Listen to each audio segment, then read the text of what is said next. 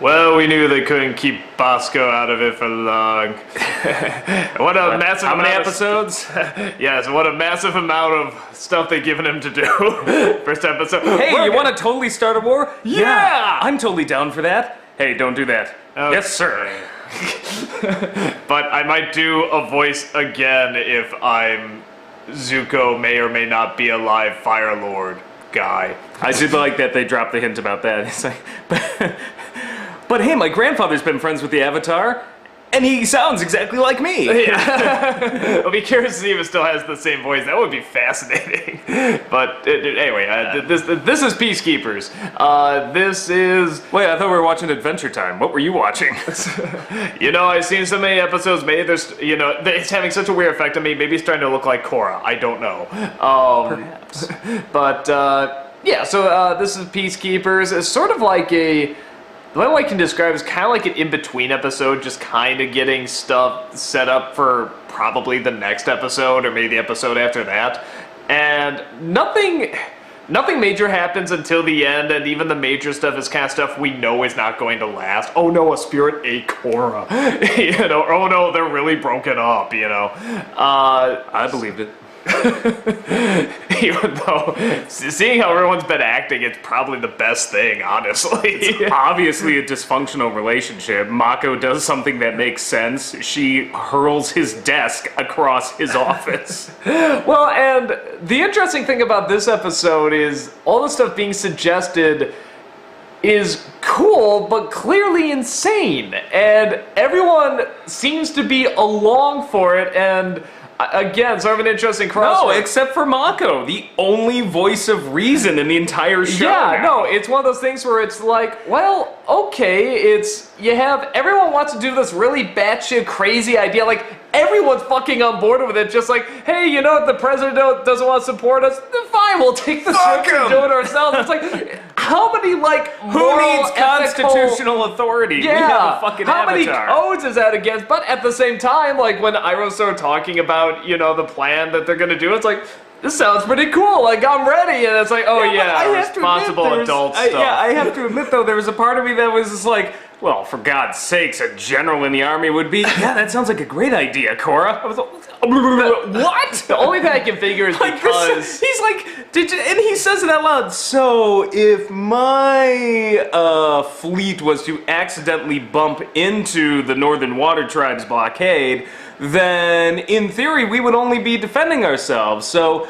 basically I'm gonna go start a war because a 16-year-old teenage girl told me to. But it's the Avatar who's clearly shown she's quite crazy in many scenes. So yeah, it's what. But everyone seems to be on board with it. Yeah, like you said, except for Mako. Except for like Mako had the exact same reaction I had when they came up with it. He's just like, when Bolin's telling him it, he's like, and then we're gonna go to General Iroh, who's then gonna bump into him and start a war. And Mako's just like, that seems like a terrible idea. Yeah, but it's an awesome idea. So it's like, okay, you have logical common sense, but then you have awesome ass-kicking possibilities. So as a viewer, I want to see the ass-kicking possibilities. As but somebody as who a likes writer, it, yeah, as a writer, I'm like, that's the stupidest thing I've ever heard. As a viewer, I'm just like, yes, start a war. So I'm really very torn on that whole thing. So it makes Korra look. I'll give credit that at least everyone is in on the stupid, crazy plan and not just Korra, so it makes her look a little better. But at the same time, it's like, everybody's in on this stupid, crazy plan. Okay, I'll tell you what bothered me. Korra's plan is dumb, but you're right, everybody was in on it. I think the part where I started to lose is where Mako is legitimately figuring out that there's a conspiracy, and she's just always biting his head off. Like, seriously, and then, like, when she finally, like, kicked his desk, I just, watching it for the first time, I'm just like, she's just, like, one step removed from a thug now. Mm-hmm. He's like, I'm not happy. Yeah. Like, and that gets I don't know. It is old. It's not even getting old. It's pretty old. I mean, she gets swallowed by the spirit at the end, so I'm hoping maybe going into the spirit's belly or whatever is going to knock some sense into her. She'll have some spiritual journey where she'll realize something, which I thought we kind of did already at the end of season 1 when she hit her lowest low. Yeah. apparently it wasn't her lowest low because now she's like running around trying to start. I'll see if I can hit a new lowest low.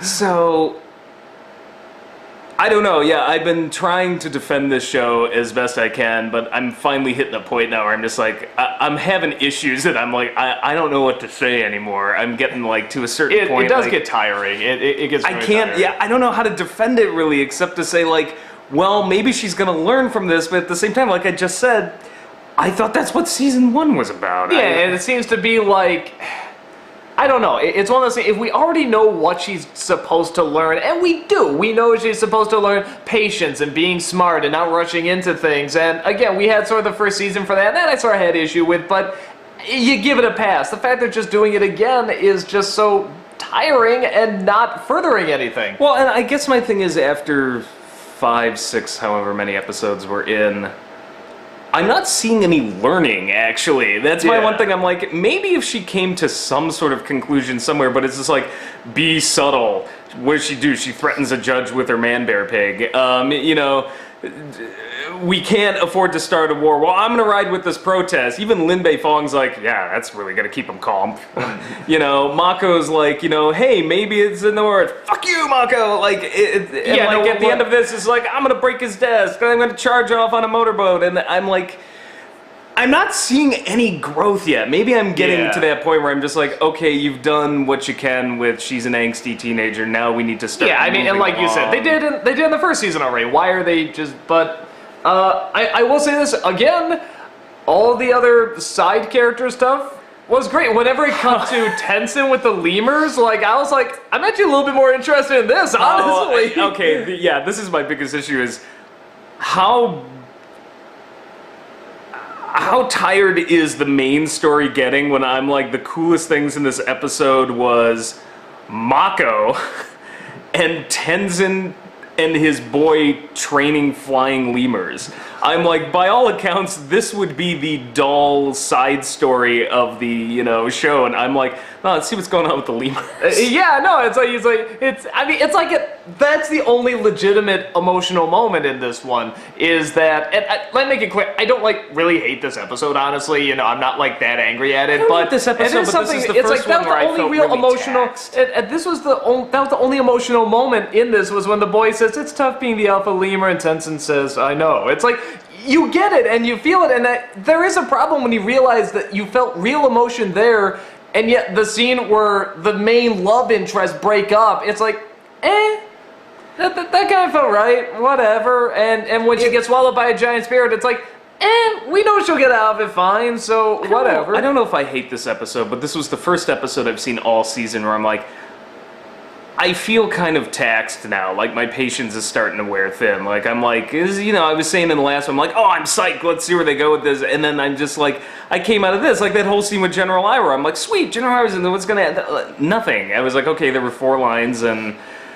okay, well, what's gonna happen with this plot? Well, nothing. Well, they're not gonna get the president. Well, they're not gonna start the war. Well, they break up, which you said was like, yeah, that felt like just what it needed to be. I mean, on Tenzin's side, we got this promise of, Tenzin's kid sees the statue glowing and all of this, and I'm still kind of sitting here like, yeah, what was that? What was that? Like, we still haven't gone back to that, and while the training of the lemur scene I thought was actually pretty cool, I'm still kind of like, you know, when it's all said and done, he's just training some lemurs. There's nothing really earth-shattering there. Well, no, and what I'm realizing watching this is as cute as the scene was, and the best line in there was when he says, being the alpha lemur is lonely, and he's like, I know. So. Yeah, no, it's like a really emotional scene. I was like, where are they going with this? And when it got to that, I'm like, I get it. Okay, well played. That was awesome.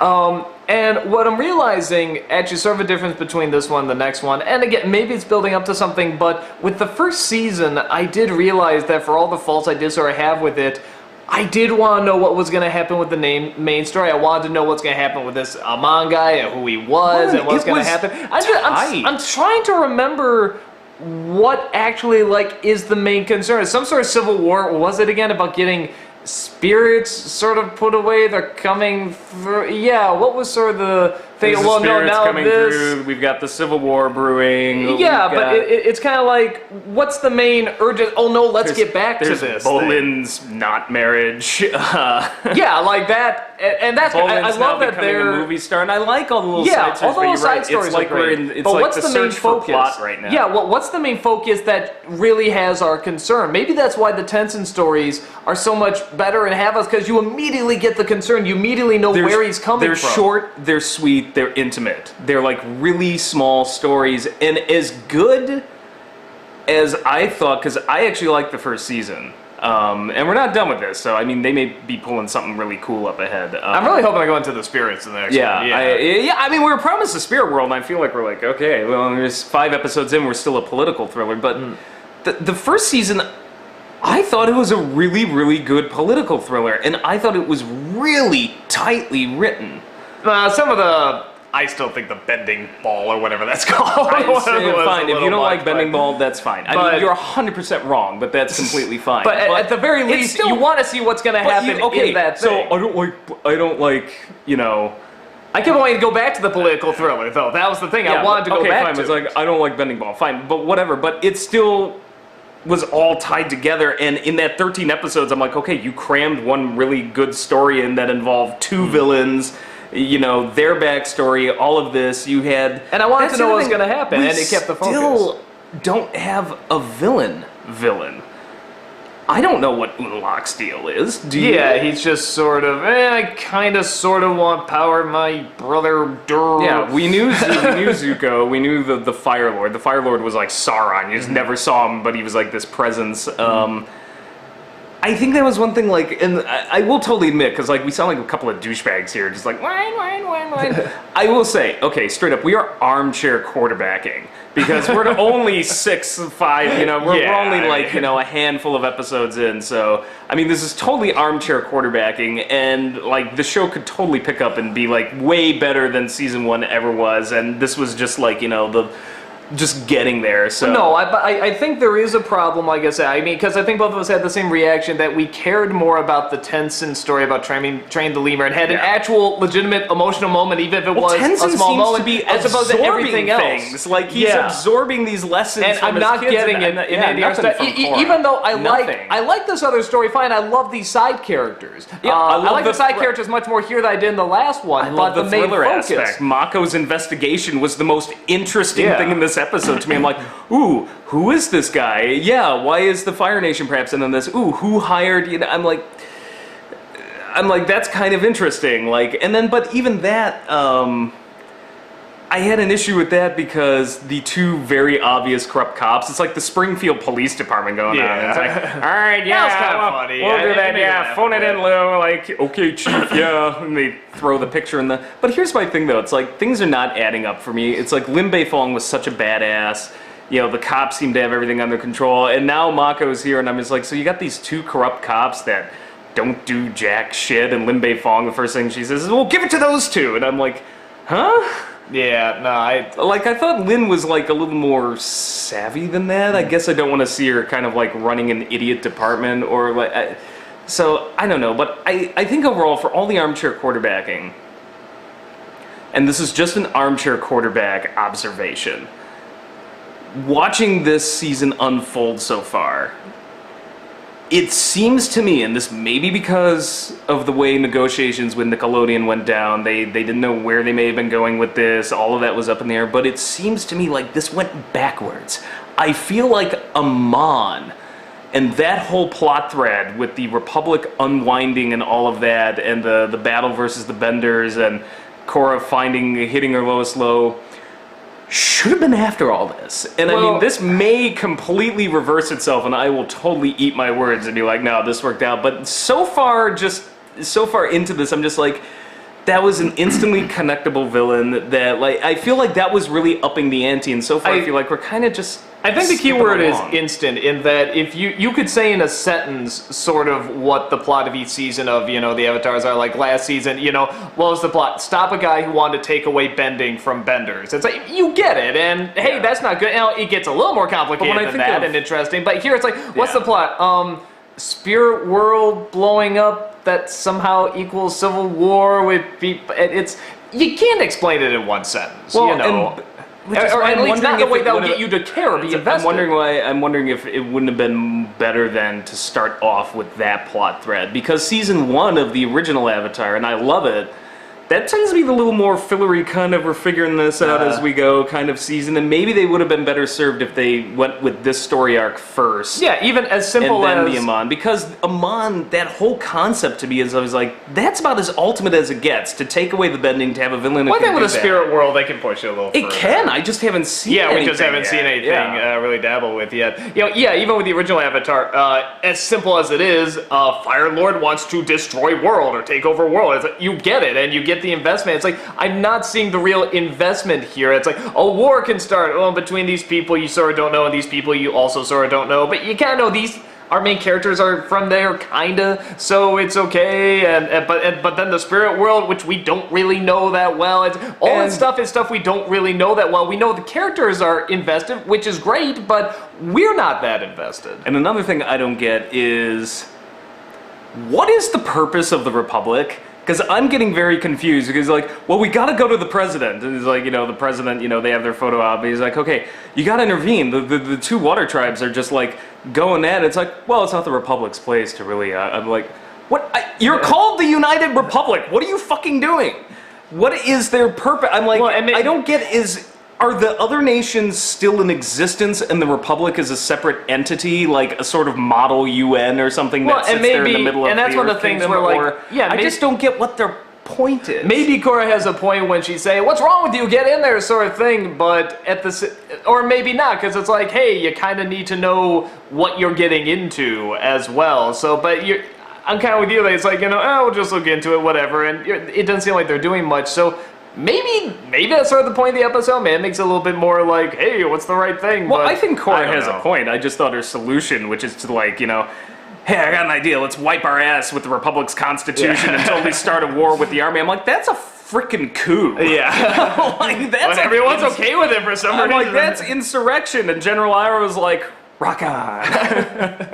So Fire tribe. Yeah. So I guess bottom line, I guess both as a writer and a viewer, we're not totally blown away with this episode, because we don't get our die-hard cool war, and we don't really have much logic to support I feel like Hook and Hook. I want my war, or just something. But I mean, I don't think this is like the worst episode or anything. We haven't jumped the shark, but but it's sort of like, I definitely thought we were going to go places, and let's really get a focus here that we can get behind, and a story that we can say very simply, this is. It can have complications around it, but the story very simple that we can say, yes, I want to get behind this. I want to see what's going to happen next week. Like I say, even with the first Korra season, the problems I had, I would still tune in, because it's like, well, hey, what's going to happen? What's going to, I want to know what's going to happen with this villain and everything. Here it's like, maybe the spirit world, but even then that's not really dealt with much. So I don't have, I'll keep tuning in. I guess I do sort of want to see what happens, because it's these people, the same people that did Korra and Avatar, but it's more just, I'm tuning in for that and maybe see some of the fun side characters. All I know there's no investment of, I have to see this, and that's kind of a shame. Yeah, because I can say with the first season, I seriously was like, every single episode, like, I just would, like, want to see the next one, like, right away. I was just, like, watch them one after another, and I was completely hooked. After this episode, and that's the thing, is so far I've been really trying to defend this show, and, like, no, it'll get good. It's we're doing pretty good. I like all these things. This is the first episode out of the set that I'm just kind of like, yeah, that was alright, I guess. Like,